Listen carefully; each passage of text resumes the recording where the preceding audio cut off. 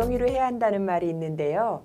요즘 밖으로 나가지 못하는 위기를 기회로 삼아서 시집을 내고 수필집을 내고 소설집을 내는 분들이 참 많은데요. 그걸 보면 역시 문학의 힘은 대단하구나 하는 것을 느끼게 됩니다. 안녕하세요. 저는 대전문인협회 부회장 김중진입니다. 반갑습니다. 오늘 대전문인협회 손혁권 회장님하고 강의를 해주실 손종우 교수님 나와 계신데요. 인사 한번 해주시죠. 반갑습니다. 안녕하세요. 예, 네, 반갑습니다. 고맙습니다. 온라인 미디어 예술활동 지원 사업인 아트 체인지업으로 대전문학 아카데미가 선정이 되었습니다. 저희 대전문인협회에서는 네 분의 강사님을 모시고 2회씩 8회 문학으로 삶의 질을 업시키는 시간을 마련했는데요. 오늘은 충남대학교 명예교수이신 손종우 시인께서 강연을 해주십니다. 먼저 손혁권 회장님께서 인사 말씀과 손종우 시인님에 대한 소개를 해드리겠습니다. 네, 안녕하세요. 대전문인협회 회장 손혁권입니다. 먼저 1회 김하나 시인, 2회 공강규 시인에 이어서 오늘 기꺼이 문학 특강에 참여해 주신 손종우 시인께 감사의 말씀을 드리겠습니다. 문협회 회원 여러분 그리고 시청자 여러분 잘 지내셨지요? 손종우 시인의 양력을 안내해 드리도록 하겠습니다. 문학 박사이자 신학 박사이시죠. 1979년 중앙일보 신춘문예와 월간 문학사상 신인상 수상으로 등단을 하셨습니다. 저서로는 뿌리에 관한 비망록 등 7권의 시집이 있고요. 또 근대시의 영성과 종교성 등 12권의 학술 저서를 출간한 바 있으십니다. 이러한 문학적 업적을 기려서 한국 비평문학상, 또 한성기 문학상, MG 문학상, 대전시 문화상 등을 수상하신 바 있습니다. 충남시인협회 회장과 한국시인협회 중앙위원, 국제팬클럽 한국본부 중앙이사 등을 역임한 바 있으십니다. 현재는 오랫동안 충남대학교에서 후학을 양성하셨는데요. 충남대학교 인문대학 국어국문학과 명예교수로 계시면서 한국어머니재단 이사장으로도 활동을 하고 계십니다. 네, 훌륭한 강사분을 모셨는데요. 그럼 시작해 볼까요? 대전문화재단과 문화체육관광부 그리고 한국문화예술위원회에서 후원하고 대전문인협회에서 주관하는 온라인 미디어 예술활동 아트 체인지업 대전문학 아카데미를 시작합니다. 강의 중간에 이지선 낭송가의 시 낭독도 들으실 수 있습니다. 상상력의 중요성과 발상법이라는 내용으로 손종우 교수님의 강의 중 두 번째 강의 중 첫 번째 강의를 시작합니다. 끝까지 들으시고요. 좋아요, 구독 꼭 눌러주시면 고맙겠습니다. 시인이시며 충남대학교 명예교수이신 손종우 교수님을 모십니다.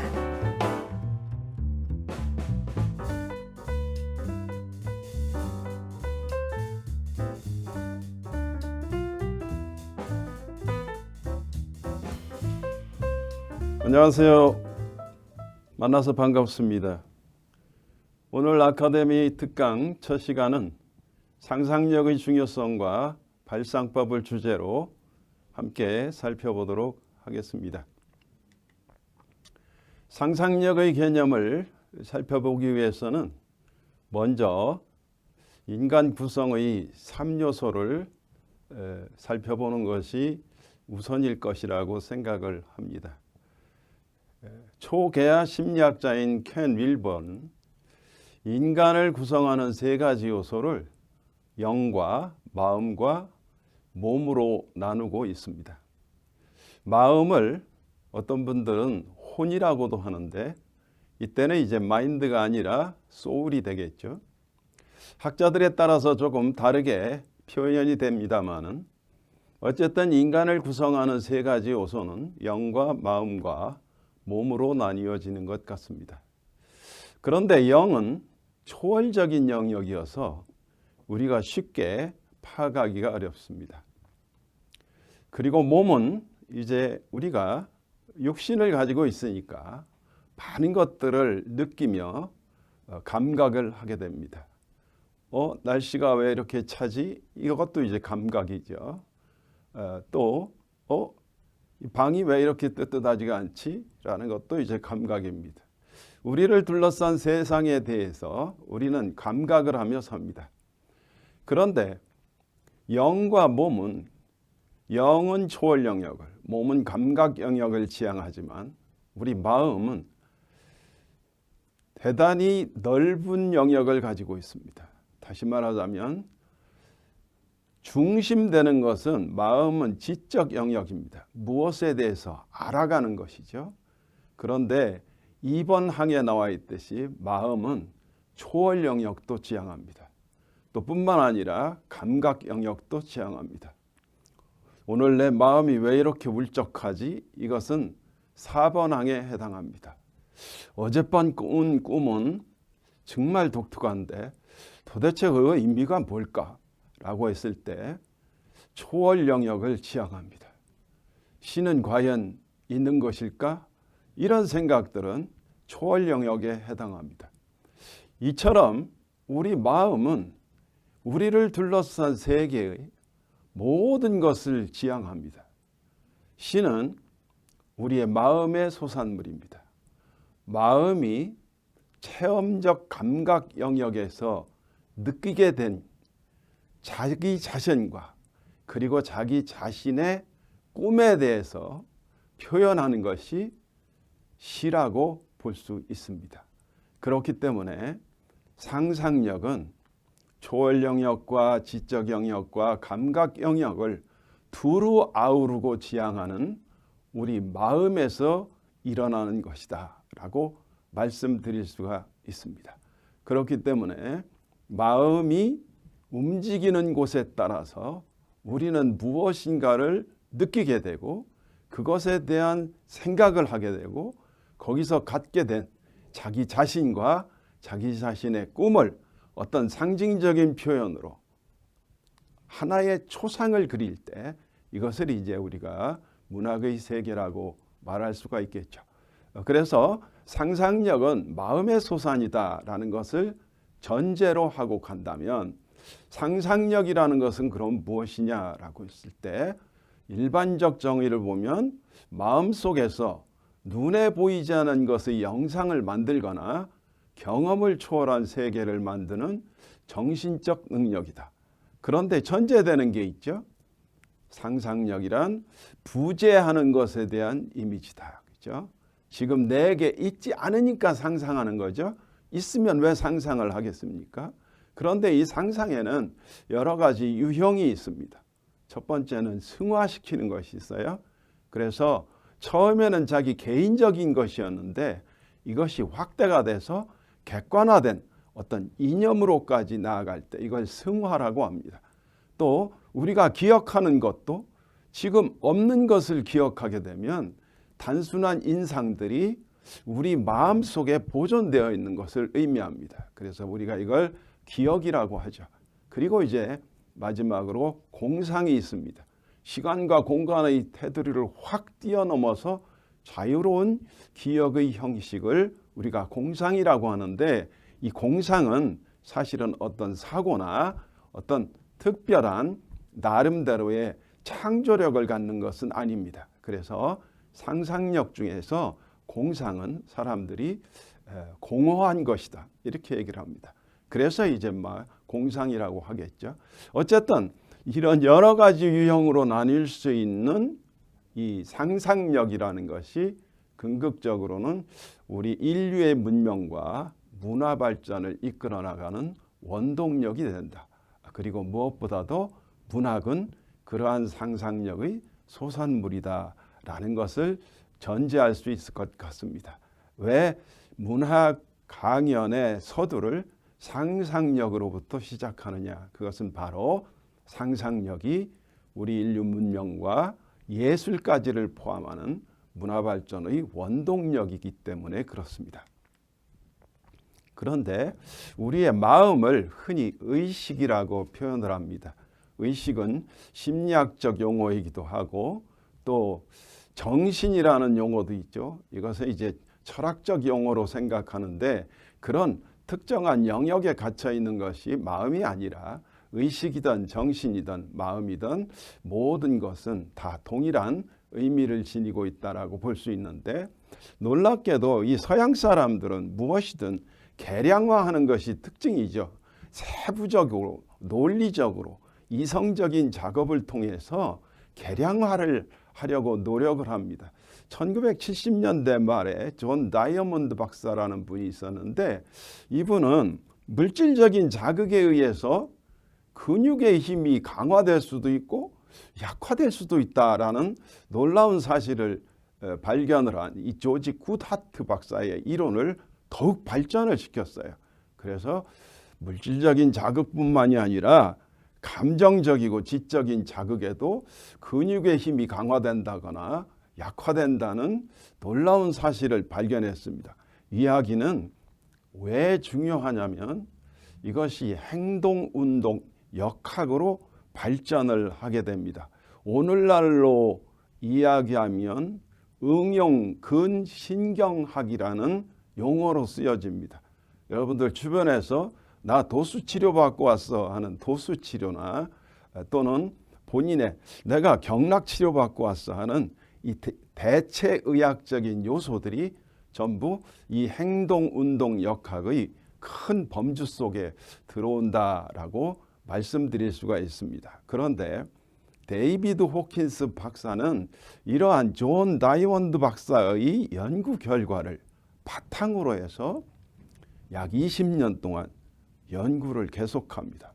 그리고 그의 저서 의식혁명이라는 책에서 놀랍게도 우리의 생각을 수치로 단계화시켜서 우리의 의식이, 우리의 생각이, 우리의 마음이, 우리의 정신이 어떻게 진화하고 어떻게 성장하는가 하는 것을 하나의 도표로 제시를 했습니다. 서양 사람들이 논리적이고 과학적인 접근법을 통해서 많은 것을 계량화한다는 것은 알고 있었지만 우리의 생각까지도 수치로 매겨서 계량화한다는 것이 얼마나 놀랍습니까?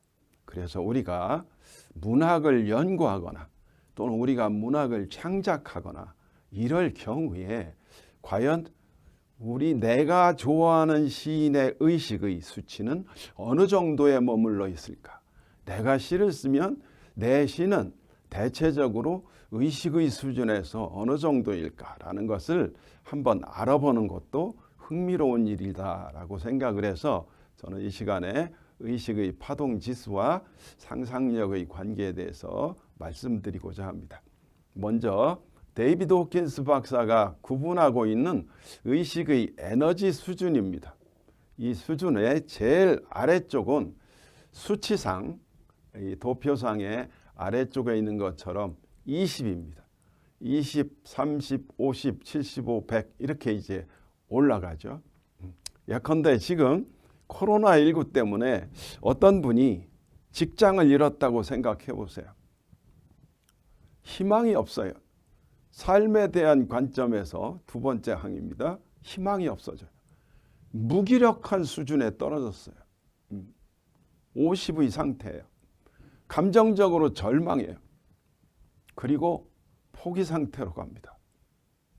근데 이 사람이 의식의 에너지 수준이 조금 높아지면요, 슬픔을 느끼고 삶에 대해서 비극적이라고 생각하지만 기운이 다 떨어진 상태는 아니에요. 슬퍼하는 것도 기운이 있어야 돼요. 50의 상태는 기운이 다 빠져 있는 상태인데 감정적으로 슬픔을 느껴요. 이 75입니다. 그러면 후회를 해요. 내가 무엇에 대해서 과거에 불성실해서 나타난 결론이지 뭐 이럽니다. 그러면서 이 75 정도의 수준만 돼도 이분은 더 의식이 상승할 과정이 있어요. 그리고 그 과정에서 과정이에요. 150에 가면 분노가 일어나요. 그래서 자칫하면 증오의 감정에 사로잡히고 이렇게 되는데, 그렇다고 해서 이분이 분노만 하는 것은 아니에요. 이 분노가 긍정적인 분노일 경우도 있어요. 어떻게 하든 직장을 구해서, 내가 남 보라는 듯이 잘 살게 되는 이 모습을 보여줄 거야. 이렇게 얘기를 하면 이제 150이 됩니다. 자, 이 코로나19로 인해서 우리가 겪는 여러 가지 문화적 변화, 생활의 변화가 있죠. 어떤 분이 상점에 들어가서 식당에 들어가서 음식을 시켜서 먹는데 나온 음식이 전에 다니던 때보다 좀 질이 떨어졌어요. 화를 막 냅니다. 분노를 해요. 자, 이제 분노의 상태로 갔어요. 그래서 주인한테 막 뭐라고 화를 냅니다. 그런데 옆에 식탁에서 음식을 먹던 나이 지긋하신 분이 조용히 이제 이야기를 합니다. 요새 모두가 다 어려운데 좀 참고 서로 이해를 합시다. 이렇게 말씀을 해요. 그러면 이분이 아버지 연령하고 비슷하신 분이 한마디 하시니까 분노를 누그러뜨려요. 그러면 옆에서 말씀하신 분은 어느 정도의 의식 수준이냐면 여기는 이제 긍정적인 에너지가 표시되어 있는 부분이에요. 350입니다. 350은 포용을 해요. 상대를 포용하는 단계입니다. 자, 그러면 앞에서 우리가 살펴봤듯이 분노의 의식 수준은 150인데 지금 옆에서 조용하고 낮고 인자하신 목소리로 말씀을 해주셨어요. 350의 에너지가 감싸줬어요. 그러니까 그분이 참고 알겠습니다. 뭐 그러죠 하고 일어났어요. 자, 이처럼 우리의 의식의 에너지 수준이 어디에 있느냐에 따라서 말이 달라지고 행동이 달라져요. 영국이라는 나라는 해가 지지 않는 나라, 위대한 나라, 엄청 자존심이 센 나라예요. 영국인들의 집단의식의 수준은 19세기에 175까지 올라와 있어요. 자존심이 강합니다. 그런데 잘 아시는 대로 인도라는 나라를 식민지 삼아서 다스리는데 마하트마 간디라는 분이 비폭력 무저항주의로 영국을 무너뜨려요. 결국 인도를 독립시킵니다. 마하트마 간디가 가지고 있는 의식의 수준은 일반적으로 데이비드 호킨스는 600이라고 얘기를 합니다. 평화입니다. 평화. 절대로 남과 싸우거나 대립하거나 분노하지 않습니다. 그 평화의 힘이 한 나라의 힘을 무력화시킬 수 있어요. 그래서 데이비드 호킨스는 600 이상의 수준이, 의식의 수준이 신의 영역이다라고 합니다. 앞으로 다시 돌아가서 말씀드리자면 20에서부터 175에 이르는 이 에너지의 수준들은 부정적 에너지예요. 분열하고 나누고 내 것만 주장하고 이 모든 것이 이 부정적인 의식의 에너지 수준 20에서 200에 이르는 수준이에요. 그래서 우리 인류의 의식의 에너지 수준이 200을 넘어간 것은 바로 1980년대에 냉전 체제가 무너진 이후라고 데이비드 호킨스는 진단하고 있습니다. 그런데 다음 단계로 넘어가서 200 이상이 되면 여기는 긍정적 에너지의 수준이에요. 의식의 에너지 수준이 하나가 되기를 지향하고요. 전체 의식에 모두가 동참하려고 해요. 남을 포용하고 끊임없이 비판하고 정지하려는 마음을 최대한 누그러뜨리고 그래서 하나가 되기 때문에 이건 그야말로 사랑하고 기쁨에 가득 차고 평화로 가는 겁니다. 그래서 사랑은 500이고 기쁨은 540이고 평화는 600입니다. 사랑과 기쁨과 평화로 올라가죠. 600 이상은 신의 경지라고까지 이야기를 하고 있습니다. 자, 이 말씀을 왜 드리느냐? 우리를 둘러싸고 있는 세계에 우리가 어떻게 반응하느냐, 어떤 생각을 갖고 있느냐에 따라서 세상이 달라진다는 것입니다. 세상이 달라진다는 것은 곧 다시 말하자면 우리가 세상을 창조한다는 말과 다를 것이 없습니다. 제가 좋아하는 말 중에 꿈을 꾸는 순간 그것은 이미 나와 함께 있다라는 말이 있습니다.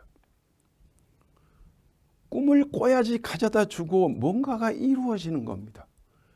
목표도 없고 꿈도 없으면 어떻게 살아가겠습니까? 우리는 많은 꿈을 꿔야 되고 많은 문학가들이 자기가 체험한 영역에서 나와 자신의 꿈을 가꾸는 것은 바로 더 나은 세상을 창조하고자 하는 몸부림이다 라고 말씀드릴 수 있습니다. 영국의 속담에 그런 말이 있습니다.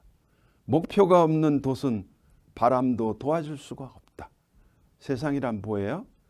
세상이 우리가 어떤 꿈을 가지면 그것을 도와줄 수 있다는 거죠. 그런데 어떤 목표도 갖고 있지 않은데 어떻게 바람이 배가 항구를 떠날 때 동쪽으로 갈지 서쪽으로 갈지 정하지 않았는데 어떻게 도와주겠습니까? 문학가도 마찬가지입니다.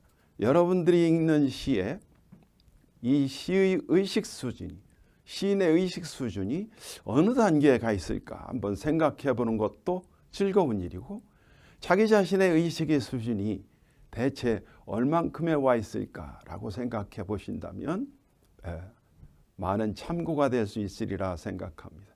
여러분들의 생각이, 마음이 바로 상상을 시작하게 되고 그 상상이 세상을 바꾸는 것이고 그 상상이 여러분들이 창조하고자 하는 한편의 시, 한편의 수필에 생명력을 이루기 때문에 그렇습니다.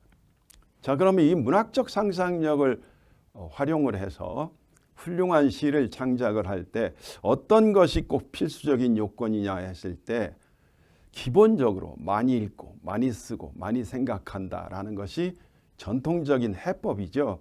그런데 저는 늘상 그렇게 얘기를 합니다. 제일 중요한 것은 내 글은 형편없을 것이다 라는 열등감에서 벗어나라. 그 열등감이 스스로의 의욕을 자꾸 찾게 만든다, 그 얘기입니다. 두 번째 반드시 극복해야 할 것은 단번에 잘 써보겠다는 자만심을 버리라는 거죠. 그렇게 되면 너무 의욕이 커서 오히려 부작용이 생기는 거죠.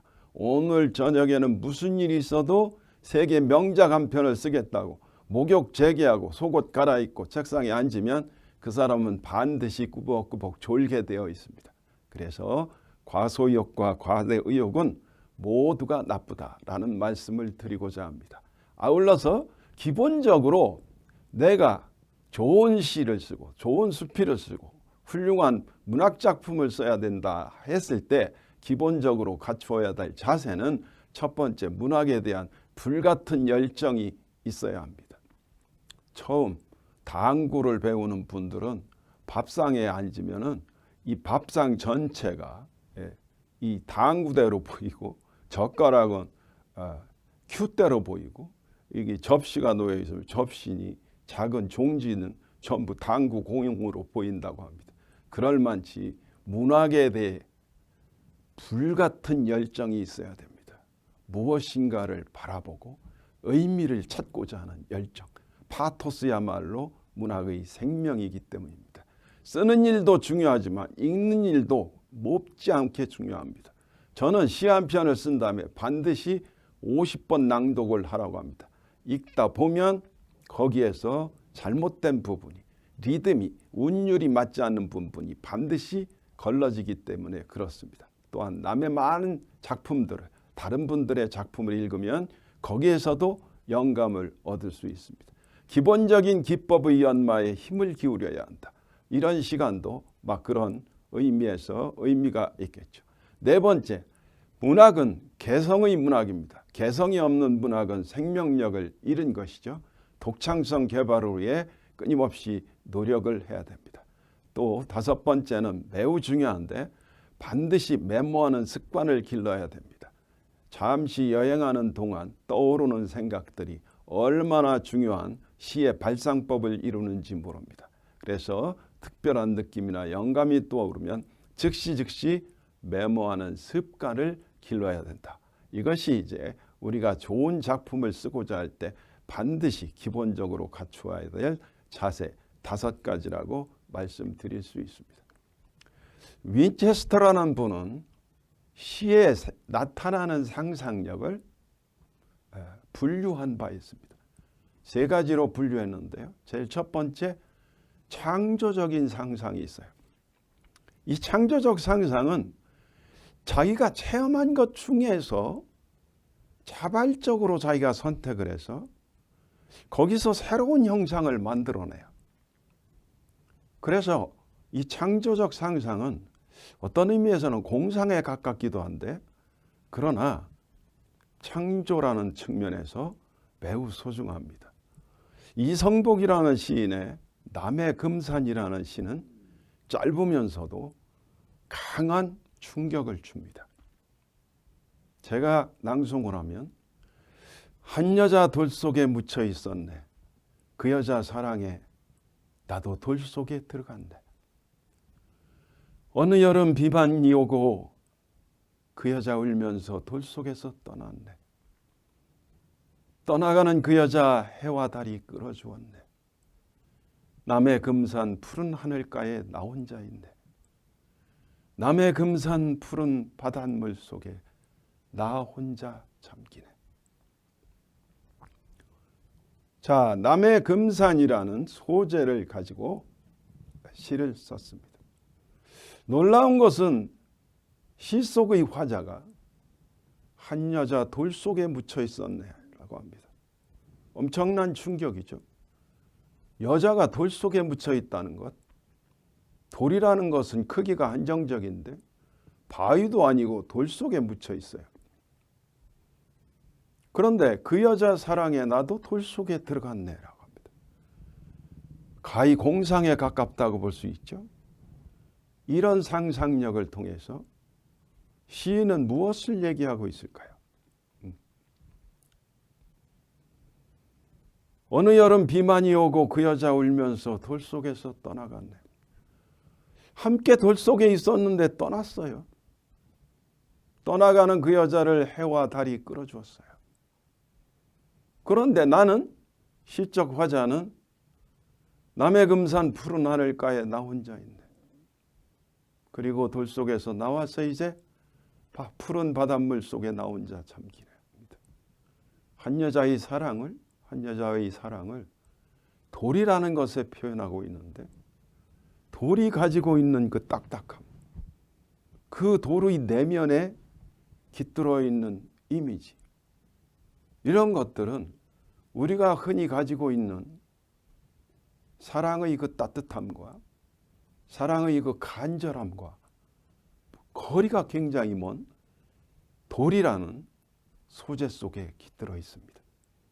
그럴 만치 독자들을 당황시키는 시라고 볼 수 있죠.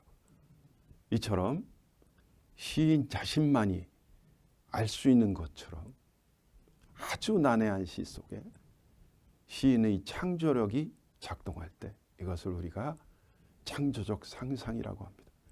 그러면 독자들도 시인과 동일하게 창조할 수밖에 없죠. 그래서 이런 시를 실온 시간에 나누어주고 감상문을 적어내라고 하면 반응이 아주 다양합니다. 창조적 상상에 이어서 연상적 상상이 있습니다. 사물, 관념 혹은 정서에다가 정서적으로 친근한 이미지들을 연합시켜요. 계속 꼬리에 꼬리를 무는 거죠. 김광균 시인의 설야라는 시는 교과서에도 실린 마치 아주 유명한 시죠. 어느 먼 곳의 그리운 소식이기에 이 한밤 소리 없이 흩날리느냐. 처마 밑에 호롱불 여여가며 서글픈 옛 자친 양 흰눈이 내려. 하얀 입김 절로 가슴이 메어 마음 허공에 등불 켜고 내 홀로 밤 깊어 뜰에 내리면 먼 곳에 여인의 옷 벗는 소리. 그렇죠? 한밤중에 눈이 내립니다. 그 눈을 그리운 소식이라고 표현하는 것도 놀랍지만 흰눈은 다시 서글픈 옛 자취가 되고 그래서 시인은 마음 허공에 불을 켜고 너무 외로운 나머지 뜰로 나가면 어디선가 여인의 옷 벗는 소리가 들리는 듯한 이 간절한 정서적으로 친근한 이미지들이 연합되어 있을 때 이것을 연상적 상상이라고 합니다. 자, 그런데 이제 해석적 상상도 있습니다. 해석적 상상이란 정신적인 가치 혹은 의미를 지각해서 그 정신적 가치가 들어있는 부분 그리고 성질을 가지고 있는 대상을 표현할 때 해석적 상상이라고 합니다. 박남수 시인이 쓴 새의 한 부분을 보면 새는 울어 뜻을 만들지 않고 지어서 교태로 사랑을 가식하지 않는다. 포수는 한 덩이 납으로 그 순수를 겨냥하지만 매양 소는 것은 피에 젖은 한 마리 상한 새에 지나지 않는다. 자, 새를 소재로 해서 시를 쓰고 있는데 해석하고 있죠. 새의 모습이나 이런 것을 표현하는 것이 아닙니다. 인간 세상에 투영시켜서 새는 절대로 꾸미는 법이 없다 그 얘기죠. 또 그 새를 잡으려고 포수는 그 순수를 겨냥하지만 새가 가지고 있는 그 내밀한 속성, 사랑을 절대 꾸미지 않는 그 속성을 소유할 수는 없다 그 얘기입니다. 이처럼 정신적인 가치와 의미가 깃들어 있지 이 시는 절대로 새에 관해서 그림 그리듯이 글로 쓰고 있거나 묘사하지 않습니다. 이런 시를 우리가 해석적 상상이 낳은 시라고 이야기를 합니다. 다음에 한 편의 시는 제가 쓴 공기의 꿈이라는 시입니다. 함께 감상을 하시겠습니다. 공기의 꿈 1. 손종호. 비어 있으므로 오히려 가득 채우는, 보이지 않으므로 오히려 내 심장을 숨쉬게 하는, 하늘 높이 푸른 살을 적시고 가장 낮은 땅 풀잎 외로움 하나에도 고요히 뺨을 부비는, 시간도 공간도 다 비껴서서 거저 세상에 열어놓은 투명한 사랑, 그리고 문.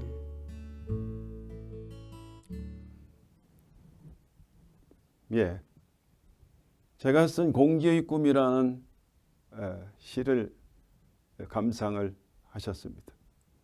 시인이 자기 자신의 시를 해설한다는 것은 아주 쑥스러운 일이기 때문에 여러분들에게 그 모든 감상의 자유를 드리고 다음 순서로 넘어가도록 하겠습니다.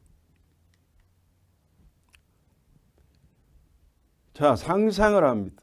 문학은 모두가 상상의 소산물이라고 할 수 있죠. 그럼 이제 시 속에 나오는 시적 화자는 사실은 상상적인 화자입니다.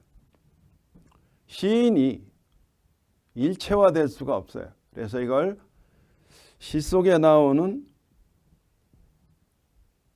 화자를 서정적 자라고 합니다. 시적 화자에 대한 여러 가지 질의가 있습니다. 시적 화자를 시인과 동일시해야 되느냐, 이런 질문이 있습니다. 그러나 어쨌든 시는 자기 자신의 내면을 표현하기 때문에 자전적 성격의 문학이죠. 그러나 그렇다고 해서 꼭 그런 것만은 아니죠. 왜냐하면 시도 하나의 꾸며진 허구일 수 있고 극적인 겁니다. 그리고 자기 스스로의 개성을 벗어나서 오히려 몰개성론적인 시관을 주장하는 사람도 있습니다. 그래서 시 속에 나타나는 화자는 퍼스나, 배우의 가면을 뜻하는 연극 용어를 써서 퍼스나라고도 합니다. 이렇게 본다면 시 속의, 텍스트 속의 시인은 시인의 경험적인 자아가 시적 자아로 변형 창조된 것이지 실제 시인의 그 개성 자체를 가리키는 것은 아니다라고 말씀드릴 수가 있습니다. 그래서 우리 동양시론에서의 서정적 자아는 성이라고 일반적으로 이기철학에서 얘기하는데 본연지성입니다. 그래서 이게 자연과 하나 되기를 원하고 세계와 하나 되기를 원하는 동일성을 지향하는 이 선비들의 그 시로는 자기 자신이 이 자연과 하나 되고 세계와 하나가 된다는 측면에서 오늘날 현대시와는 조금 성격이 다르다고 말씀드릴 수가 있겠습니다. 그러면 이제 소통 이론이 있습니다. 시는 시를 쓴 발신자, 시 속에 나타나는 발신자가 있고 시의 내용, 시인이 전달하려는 내용이 있고 이제 수신자가 있습니다. 이게 이제 소통이죠. 사람이 만나서 이야기를 하면 말하는 사람이 있고 듣는 사람이 있고 말하는 내용이 있죠. 여기에다가 적용을 하면요, 실제 시인이 있는데 이 실제 시인이 모습을 드러내는 때도 있지만은 어쨌든 시 속에 나라는 것이 꼭 실제 시인은 아닙니다. 그래서 현상적 화자라는 말을 쓰는데 시 속에 뭐냐면 나 보기가 역겨워 가실 때는 하는 김소월의 진달래꽃에서 나는 현상적 화자죠. 왜냐하면 시에 딱 드러나게 되니까. 그런데 이 시인이 이야기하고 있는 화자를 만약에 시 속에서 그대 떠날 때 내 가슴 무너지고 있었네 이렇게 한다면 시 텍스트, 시의 표면에 현상적 청자가 나타나 있는 셈이 됩니다. 그리고 이제 실제 시인과 실제 독자는 다르죠. 서로 거리가 떨어져 있습니다. 실제 독자는 텍스트로서의 시를 읽고 있는 사람이고 실제 시인은 시를 쓴 사람이니까요. 그런데 이제 여기서 함축적 시인이라는 것은 뭐냐 이랬을 때 사실은 이 나보기가 역겨워 가실 때는 이라고 했을 때 그 나와 시인은 다르지만 그래서 시 속에 시인이 들어와 있다라고 보는 함축적 시인이라는 개념을 소통 모델에서 적용을 하는 것이다라고 말씀드릴 수가 있겠습니다. 그래서 결국 실제 시인이 있고 실제 독자가 있고 실제 독자는 텍스트, 시를 읽고 있는 거죠. 이게 이제 시의 소통 구조라고 할 수가 있습니다. 구체적인 화자의 유형을 한번 보겠습니다. 표면에 나타난 현상적 자아와 하자와 현상적 청자가 있습니다. 박목월의 가정이라는 시를 보면 아랫목에 모인 9마리의 강아지야 강아지 같은 것들아 굴욕과 굶주림과 추운 길을 걸어 내가 왔다 아버지가 왔다 아니 식구문 반의 신발이 왔다 라는 시입니다. 여기서 이제 나는 1인칭 서정적 화자고 가족은 2인칭입니다. 화자의 어조는 아버지로서의 애정이 간절합니다. 아버지의 애틋한 마음이 다 들어가 있죠. 그러니까 가족들에게 이 얘기를 합니다. 아랫목에 모인 9마리의 강아지야, 강아지 같은 것들아. 그죠? 그 말을 듣는 현상적 청자가 귀로 듣는 가족들이 9마리의 강아지로, 자식들로 표현되어 있는 겁니다. 현상적 화자만이 들어가는 경우가 있습니다. 김영랑의 동백잎에 빛나는 마음은 내 마음에 어딘 듯 한없 한편에 끝없는 강물이 흐르네.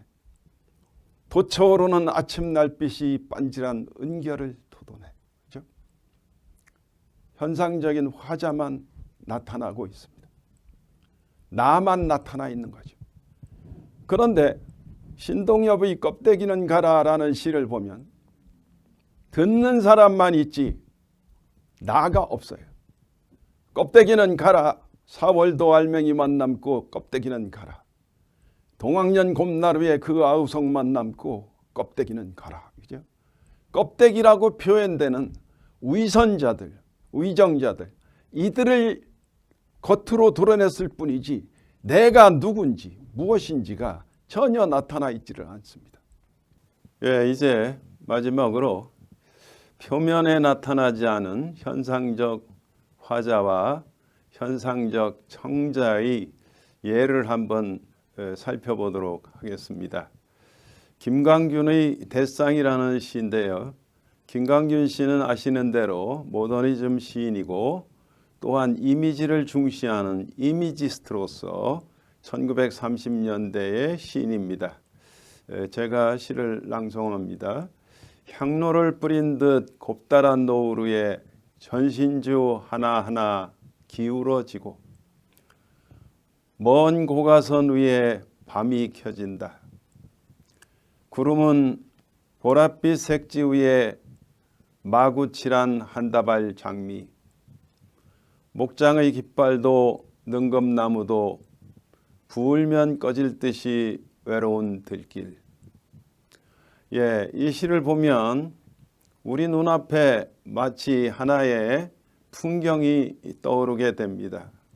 노을이 지고 전신주가 보이고 여기저기에 이제 어두워지니까 등불이 켜지고 그럼에도 노을은 타고 있어서 이 보랏빛 색지 위에 마구칠한 한 다발 장미와 같은 형상을 지니고 또 목장의 깃발도 능금나무도 이제 부을면 꺼질 듯이 외로운 들길이라는 것은 이제 점점 어둠이 짙어가고 있는 상황을 노래하고 있는 셈이죠. 근데 놀라운 것은 이 시의 어디에도 나라는 현상적 화자나 당신 혹은 그대라는 현상적 청자가 전혀 모습을 드러내지 않는다는 것이죠. 이 이야기는 결국 이 시는 한 폭의 그림을 그리듯이 언어로 시를 써나가고 있다라는 것을 알 수가 있습니다. 이처럼 우리가 시를 쓰는 시인이 어떤 상상을 하느냐에 따라서 시의 형상이 달라질 수 있는데 마치 시인이 상상하는 것이 풍경을 보면서 그 풍경을 그림 그렸듯이 그려나가는 정황도 그 속에 포함될 수 있다라는 겁니다. 나라는 시적 화자 그리고 어떤 현상적 청자도 내놓지 아니하고 한 폭의 그림을 그리는 것처럼 써나갈 수 있다는 것입니다. 지금까지 우리가 4가지 유형을 통해서 시의 소통 구조를 한번 살펴보았습니다. 문학예술뿐만 아니라 모든 것이 다 소통이지요. 소통이라고 봤을 때 우리가 어떤 상상력을 했을 때 그 상상력을 가지고 시를 쓸 경우 나를 대신해서 실제 시인인 나를 대신해서 시 속의 화자가 어떤 목소리를 갖느냐 정체를 드러낼 것인가 드러내지 않을 것인가 그리고 나의 감정을 드러낼 것인가 아닐 것인가 라는 것 모두가 다 소통의 구조 위에서 이루어지는 시적 선택이다라고 말씀드릴 수가 있습니다. 그렇기 때문에 화자와 청자, 현상적 화자와 현상적 청자에 유의하면서 시를 써나간다면 자신이 품은 상상력의 효과가 더욱 극대화될 수 있는 장점을 지니게 될 것이다 라는 것을 말씀드리고요. 오늘은 이제 주로 상상력에 초점을 맞추면서 말씀을 드렸습니다마는 이제 마지막 단계에 이른 것 같습니다. 문학 예술뿐만 아니라 우리 인류의 문명 자체가 상상력을 통해서 이루어졌다라는 말씀을 앞에서 드렸습니다. 영어의 현재라는 의미는 잘 아시듯이 프레젠트라고 합니다. 이 현재를 나타내는 의미하는 프레젠트라는 이 명사는 사실은 프리라는 미리라는 접두어와 센트라는 보내다라는 단어의 결합으로 되어 있습니다. 우리가 현재를 산다는 것 자체의 의미가 무슨 의미냐? 현재란 미리 보내는 것이라는 겁니다. 그런데 프레젠트라는 이 영어의 단어 속에는 선물이라는 뜻이 숨어 있습니다. 또 다른 의미가 있는 것이죠.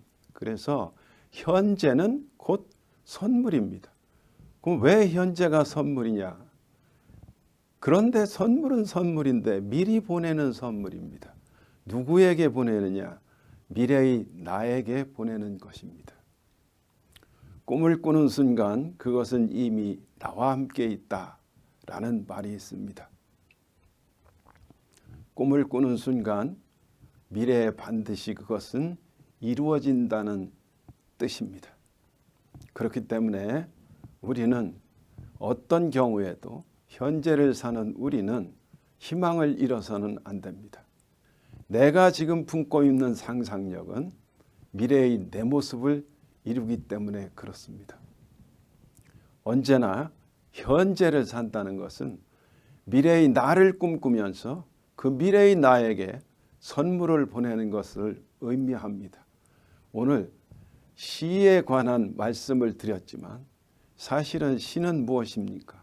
우리 인생의 상징적 문학 예술입니다. 우리 인생을 표현하는 상징적 예술이 바로 시입니다. 그렇다면 현재를 사는 우리는 항상 꿈꾸는 시적 존재가 되어야 되겠죠. 왜냐? 현재란 바로 미래의 나에게 선물을 보내는 것이기 때문에 그렇습니다. 부디 이 강의를 시청하는 모든 분들이 언제나 항상 좋은 꿈만을 꾸시고 훌륭한 목표를 세우면서 미래를 바라보심으로 미래에 많은 선물들을 받으시며 사랑과 기쁨과 평화가 넘치는 날들을 보내시기를 간절히 축원하면서 오늘 강의를 마치도록 하겠습니다. 감사합니다. 온라인으로 함께한 손종우 교수님의 강의 잘 들었습니다. 상상력의 중요성과 발상법이라는 내용이었습니다. 상상력은 삶의 원동이 되고 또 시의 원동력이 되는 것 같습니다. 교수님의 강의로 여러분 안에 기막힌 상상력이 생겨나 코로나19를 확실하게 이길 수 있는 그런 힘이 되시길 바랍니다.